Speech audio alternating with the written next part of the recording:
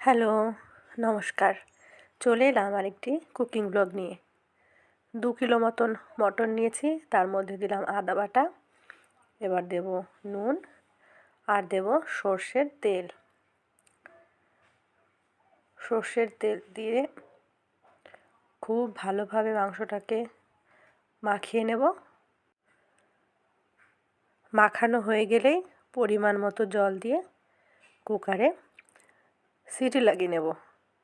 2-3টে city, maximum 4টে, তার বেশি কিন্তু দেওয়া যাবে না। কুকারের উপর ডিপেন্ড করছে যে কটা সিটি দিতে হবে। আমার কুকারটা মোটামুটি ভালোই, সেই জন্য 2-3টে সিটি দিয়ে নেব। তারপর কিন্তু মূল রান্নাটা শুরু করব। যে কোনো মাংস রান্না কাঠের জালে কিন্তু ভালো হয়। আমি সেই জন্য কুকারে সিটি দিয়ে আমি কিন্তু কাঠের জালেই সম্পূর্ণ রান্নাটা করব। এই দেখুন, জল দিয়ে দিলাম।